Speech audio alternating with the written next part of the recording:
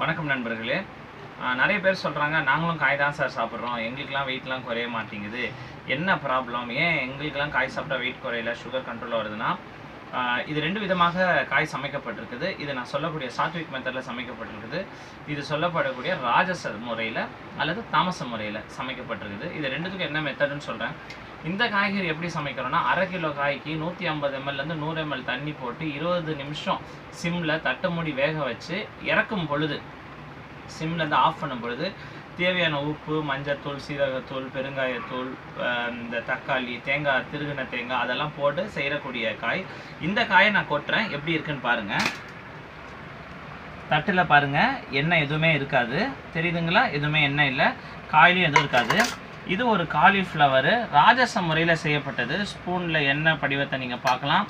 அந்த மூடின தட்டில் இதையே நீங்கள் சாப்பிட்றீங்கன்னு என்ன கேட்காதீங்க, நான் சாப்பிடலை. ஆனால் இது எப்படி இருக்குன்னு தெரிஞ்சுக்கிட்டா தானே நமக்கு தெரியும். இப்போ பாருங்கள், இப்போது உங்களுக்கு இந்த ரெண்டு நீங்கள் பெரும்பாலும் செய்யக்கூடிய காய்கறிகளில் டப்பா இருக்கும். நம்ம சாத்வீக முறையில் செய்கிற காய்கறியோட டப்பா இப்படி இருக்கும். இதிலே இன்னும் இந்த பாருங்கள், சொட்ட சொட்ட என்ன வரப்போகுது பாருங்கள்.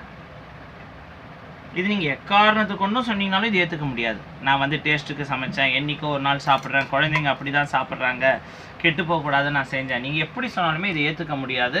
நீங்களே பார்க்கலாம், இதில் எண்ணெய் சொட்டுறதை நீங்கள் இதில் பார்க்கலாம் காயில். இப்போது இன்னொரு விஷயமும் சொல்கிறேன். நிறைய பேருக்கு இந்த நகைக்கண்டெல்லாம் நகை சுற்றி வருது. நீங்கள் எல்லாம் உள்ளே நகை சுற்றி வருது, நகை சுற்றி வருதுன்னு சொல்கிறீங்க. இந்த நகை சுற்றி வர முக்கியமான காரணமே நம்ம யூஸ் பண்ணுற இந்த சபீனா, அப்புறம் இந்த விம்பார் அதெல்லாம் யூஸ் பண்ணுறோம். கையில் நகல்லனா அந்த ஃபங்கஸ் வந்துடுது. காரணம் என்னென்னா, இந்த மாதிரி பாத்திரங்கள் கழுவுறதுக்கு தான் விம்பார் தேவைங்க. இந்த மாதிரி பாத்திரங்களை கழுவ விம்பார் தேவை. அப்போ நீங்கள் உங்கள் சிங்கில் என்ன பண்ணுன்னா, இந்த மாதிரி பாத்திரங்கள், எண்ணெய் படியாத பாத்திரங்களை தண்ணி ஊற்றி ஊற வச்சிங்கன்னா வெறும் தண்ணியில் கழுவுனாலே போதுமானது. இதை சிங்கில் போடாதீங்க, இதை நீங்கள் தனியாக எடுத்து வைங்க. இந்த மாதிரி பாத்திரங்களை தனியாக எடுத்து வைங்க. நீங்கள் இதில் என்ன தான் தண்ணி ஊற்றினாலும் இதில் இருக்கிற எண்ணெய் படிவும் இதுக்கு போகுமே கண்டி, இதில் இருக்கிற எண்ணெய் போகாது. இந்த மாதிரி பாத்திரங்கள் நிறைய இருக்காது. முதல்ல இந்த மாதிரி எண்ணெய் போட்டு சமைக்காதீங்க. ஒருவேளை தெரியாமல் பாருங்கள், சொட்ட சொட்ட நானே இது தாஜ்மஹால்னு பாட்டில் வர மாதிரி சொட்டு சொட்டா எண்ணெய் வருது. இதை 5 ரூபாய் பிரியாணி சாப்பிட்டா காக்கா குரல் வராமல் உன்னிகிருஷ்ணன் குரலாக வரும். ஸோ தயவுசெய்து உங்களுடைய காய்கறிகளை இந்த மாதிரி மெத்தடில் சமைங்க.